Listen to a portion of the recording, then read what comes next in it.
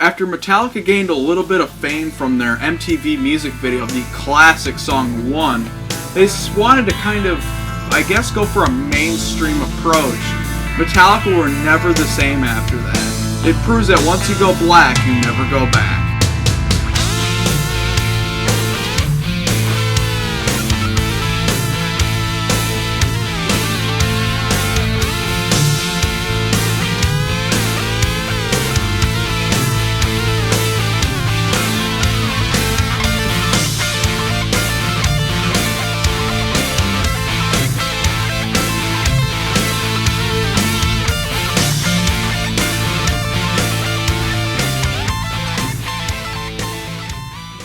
Metallica, or the Black Album. Might as well talk about the artwork real quick. It's okay. It's nothing too special, but it is iconic. I just don't like the fact that you can hardly read the logo. The album came out in 1991. We're already in the 90s. And Metallica, once they had the MTV music video, they were the thing in metal. They were becoming the biggest band. Metallica had a choice. Either continue on this path, which was the path of a declining metal scene, and there was a chance for metal like, Metallica and Megadeth and Guns N' Roses to possibly make the actual true metal during the 80s become big. So Metallica decided to sort of go that direction that Guns N' Roses was doing, where they decided to strip down their approach. They made an album that made Metallica a household name. This is almost like their Dark Side of the Moon, and even though a lot of people absolutely hate it, and a lot of people think it's terrible, you cannot deny the impact of this album. And it kind of slightly annoys me how a lot of people say this album is so terrible today just because it was a hit. Now, what did they strip down? It's very, very noticeable that they still remained metal, but they decided to get rid of the speed and thrash metal. There's definitely some songs in here that are thrashy, but for the most part, the style is still metal, even though some elitists will try to say it's just hard rock and crap. It's basically groove metal for the most part.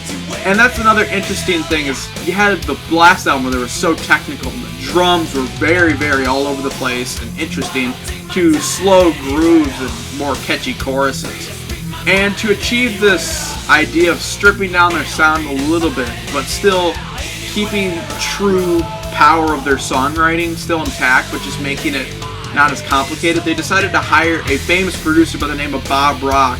Bob Rock had produced, I think it was Motley Crue, Dr. Feelgood, and that album was a huge hit, even though it only had like 2 good songs on it. So they decided, let's get this guy who does really great production with sound and everything. It always sounds great, and he always brings the best out of that band, it seems.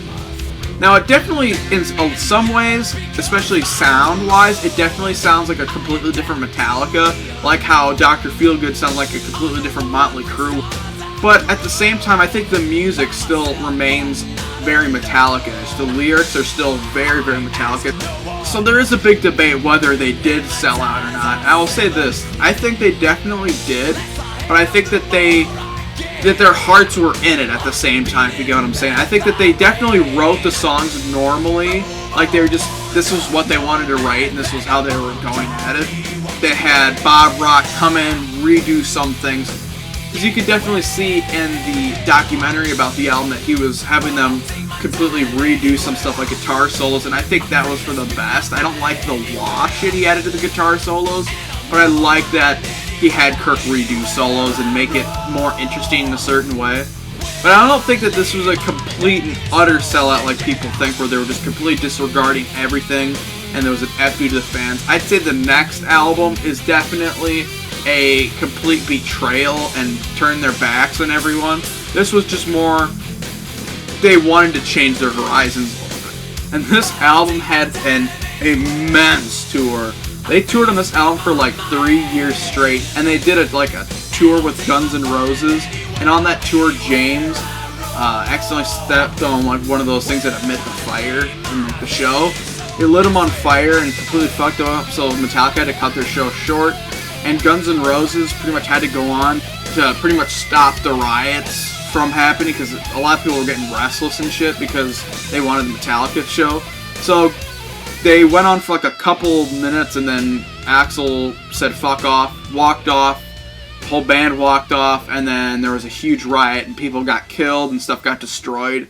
So Enter Sandman, the song that a lot of people are like, fuck it, it's so overplayed and stuff. I agree, I hardly listen to it anymore, but I'm going to try to be, like, cool with it, okay? I'm going to try to review it as I had heard it the first 1,000 times. And that would be that this song is awesome and very important, iconic. It has a really cool ambient intro and stuff. It has this really creepy atmosphere to it, as if, like, there's a monster under your bed and shit. I believe Kirk wrote either like a riff or like the entire song. I think he wrote the do-do-do-do-do sort of thing.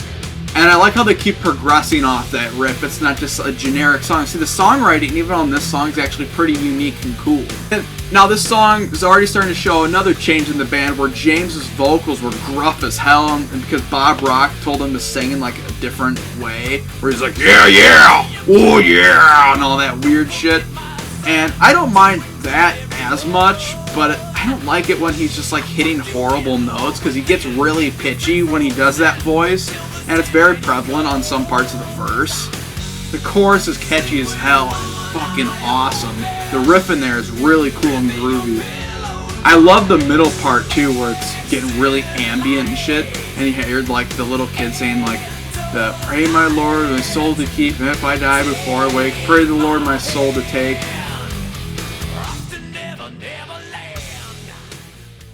Then we get to another hit song, Sad But True. I love this one even more, and this one hasn't got annoying to me yet. This one has a hell of a groove to it, and the intro is badass as hell. I love how slow the drums are, but what makes it interesting is he just pounds the shit out of them. He beats the drums like they owe him money. I think James's gruff vocal style works especially on this song. It sounds very, very, very venomous and hateful. The chorus is very poetic and powerful and awesome. And the guitar solos in here are really cool and memorable, and I love the part where he's kind of doing this like weird version of the chorus, and then instead of saying like the sad but true part, he says, I'm you, sad but true.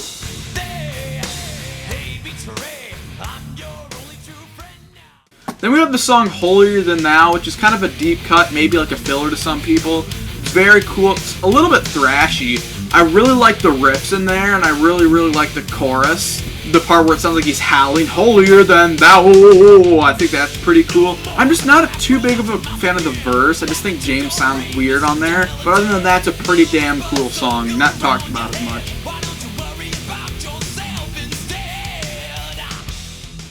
Then we have another hit single, The Unforgiven. This song is absolutely amazing. It starts out with like this really, really cool ambient guitar. Now, towards the beginning parts of the verse, James sounds really off because he's doing that gruff voice, but I like how he turns that more into emotional as the verse keeps going on and on. I love the part in the verse where he says, and on he's known. What's funny is during the chorus, though, where he gets really soft and beautiful with his singing, is I used to think he said, now I have done the unforgiven. Well, he says, now I dub thee unforgiven, which is actually even cooler.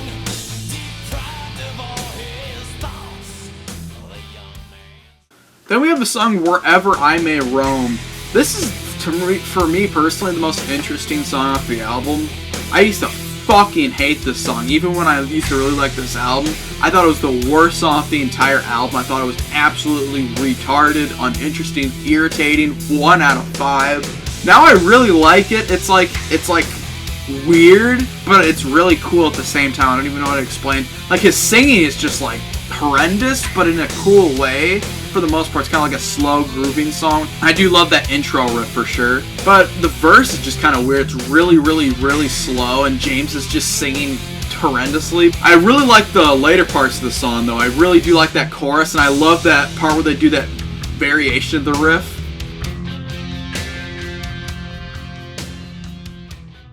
Then you have the song Don't Tread on Me.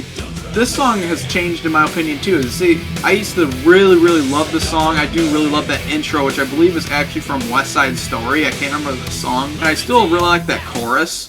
And I love the line to secure peace and to prepare for war. But I just absolutely hate the verse. James' singing on it is just absolutely retarded and irritating.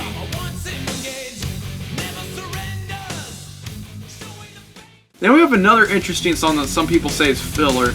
I absolutely love Through the Never. This song is very, very thrashy. The riffs to it are awesome. This song would have fit perfectly on like Kill 'Em All. Now the verse is a little bit different, where it's going for that kind of like groovy vibe, but I still really love the like riffs in there. I think James's gruff vocals work really well here because he's doing like a groove with his own voice. It's really interesting. And I love that build up to the chorus where it gets really frantic again.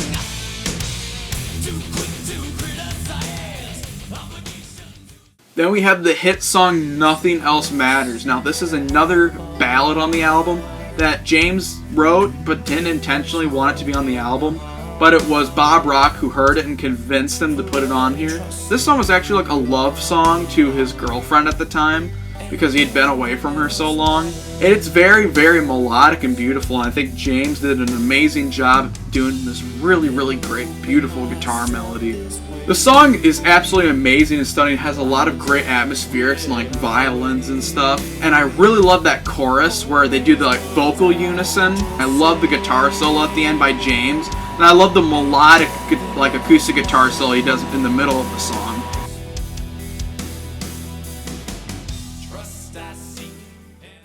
Then we have one of my favorite songs of the album, of Wolf and Man. This is another deep cut, and this one is fucking awesome. It has this really haunting atmosphere, and this one's about like the werewolves and shit. And I love when James yells, "Shape shift!" And I love how they have Jason Newsted do some like backing vocals in the song. And I love the part later in the song where it gets like really slow and ambient, and you hear James saying like, "I feel a change" and stuff. I think James's gruff vocal style once again works perfectly here, and I think the riffs here are really cool too. Even though it's kind of a stripped down style, it's really catchy and cool.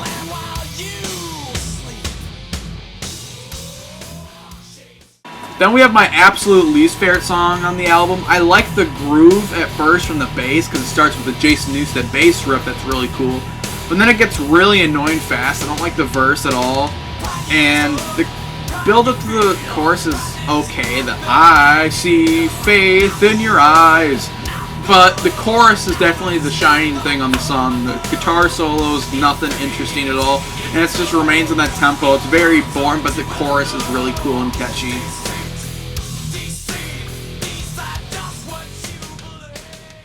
Then we have my favorite song on the album, My Friend of Misery. Now the interesting thing about this song is that Jason Newsted had actually wrote the bass riff at the beginning, thinking that they were going to make another instrumental, but James and Lars said, "No, we're not doing that." So they took his bass riff and then made this really long song out of it that's sort of like the epic on the album. And that instrumental section of the song is awesome with the slide guitars and stuff. And I think the guitar solos from Kirk, even though they're wah-infested, are absolutely incredible. But the stuff that they did add are okay. I actually really, really, really like the verse. It sounds really hopeless, and I think James does this amazing way of using his gruff vocals to sing like really depressingly with that really depressing riff. But I'm just not a big fan of the chorus. It just kind of sounds cheesy, like you go from a dark tone to like a weird happy tone all of a sudden.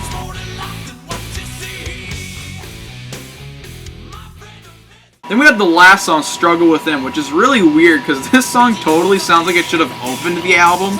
Because, you know, all their other openers have like a little cool intro of some sort. And this is the only song on the album that has a really cool album opening intro. And this one just has this cool drum and like guitar intro that sounds really grand and epic, which would have been cool to open the album with.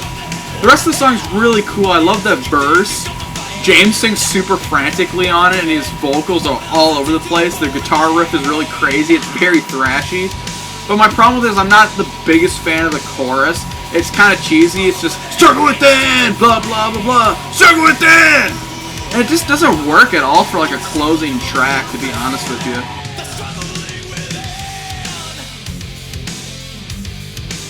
It's definitely stripped down and stuff, but it sounds like they were trying to make an album that would be not necessarily just get them a ton of money, but make an album that would be like considered one of the best albums ever.